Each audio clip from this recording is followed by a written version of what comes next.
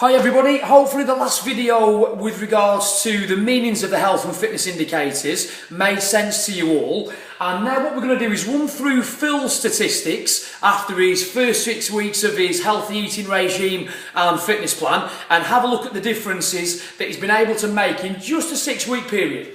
So let's have a look from top to bottom. So Phil, starting weight 160.5 kilogram. Phil is now 148.7 kilogram. So that's just short of a 2-stone weight loss in just a 6-week period. So we're doing great on the weight loss front there with Phil. Secondly, percentage body fat, as we explained earlier. There are healthy ranges for the percentage body fat. Phil started at 49.6% body fat. And Phil is now at 45.4% body fat. So we've got a difference there of about 4.2% of Phil's overall weight that is lost in just pure body fat, which is fantastic. If we look at the ideal there, we're looking to aim towards eventually, the end goal with Phil is to get towards 20%. Okay, BMI, body mass index. Phil was at 50.8 on the first assessment. Phil's now at 47, so we're coming down in the right direction. And obviously with Phil again, we're aiming to get towards that 25 mark. 18 to 25 is the norm, or the healthy norm, if you will.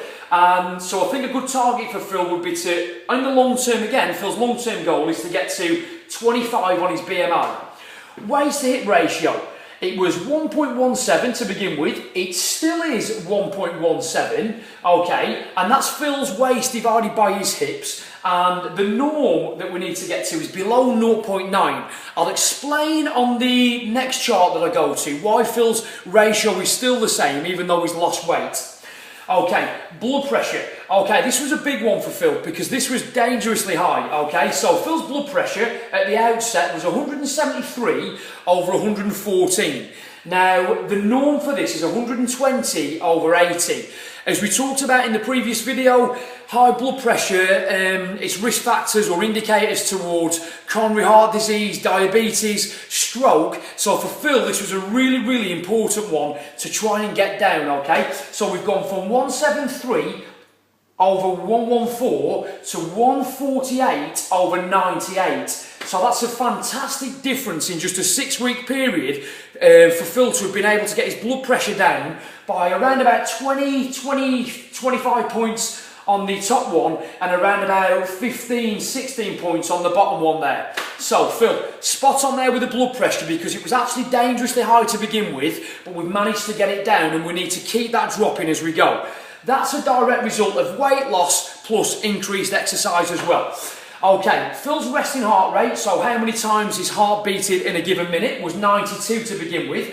Obviously, the fitter somebody is, the lower their resting heart rate, okay, because their heart's more efficient, which means it doesn't have to beat as many times in a given minute.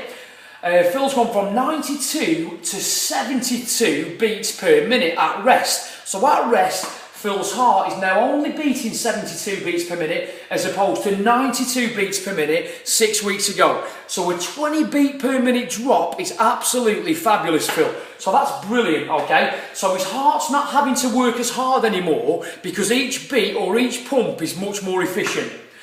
The end game or the end target for Phil would be to get his resting heart rate down towards 55 beats per minute.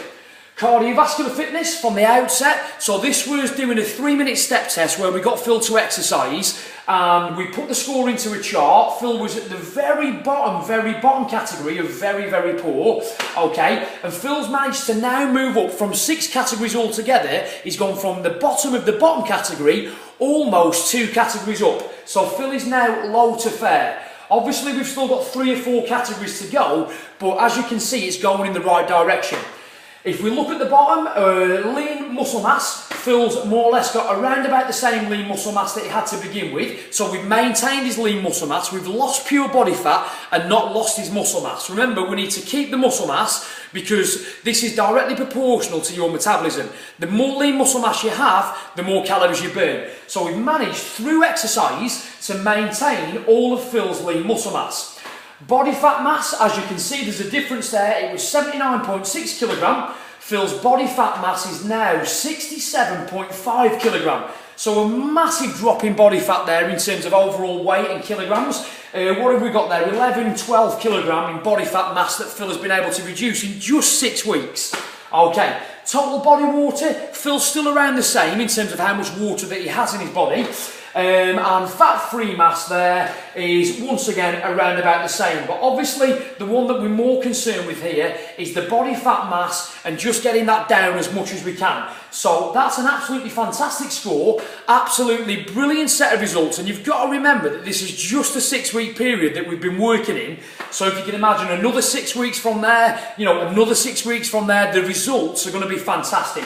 So Phil, fabulous set of results. The only one that I've not shown you an ideal scenario for there at the top is the weight. This is purely because what we need to look at as we go down with Phil is obviously getting his body fat down within the healthy range, and we'll work out exactly where that weight needs to be as we get a little bit nearer towards Phil's goal. But I'd say, you know, Phil's definitely got at least 10 stone to lose overall in terms of in the long term, and maybe perhaps just a little bit more, somewhere between 10 to 12 stone for Phil for him to be at his optimal. Sounds like a lot, but we've already done 2, and by the end of the challenge we should have done 4. Okay, just to move on now, we've now got, very quickly, we'll run through Phil's body measurements. From the outset, we took measurements from all Phil's major body parts, okay? So, and if we just have a quick look there, Phil has managed to lose 10 centimetres from his chest, 10 centimetres from his waist, and 10 centimetres from his hips. So, an equal amount of losses there in terms of body measurements coming down from chest, from waist and hips. And this is why Phil's waist to hip ratio, even though he's lost weight, is still the same. Because as you can see, hopefully Phil's lost his weight proportionally. So he's shrinking from all over the body, okay, which is what happens when you actually lose weight. Okay, next up, Phil's lost from his forearms a total of 2 centimetres from the left and right. From his upper arms, he's lost a total of 7 centimetres left and right. From his thighs, he's lost around about 4 centimetres. And from his calves, he's lost around about 3 centimetres. Okay, so in total, Phil's lost 46 centimetres altogether, which is 18.1 inches altogether. So a brilliant another set of measurements and results there for Phil. Doing fabulous with his 18.1 inch loss, and let's just try and keep that up, Phil. Let's keep going. Okay, body fat loss. Okay, we split the body into 4 quarters and also the centre.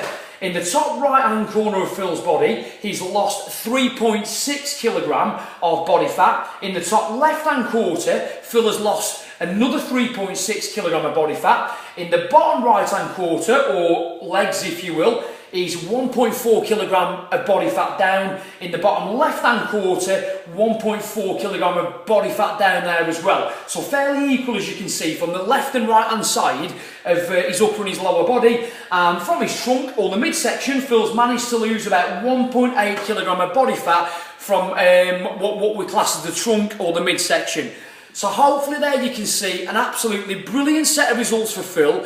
This is just a 6-week period. We need to keep it up now, keep it going, Phil, and let's have exactly the same again. So next up, Becky's results.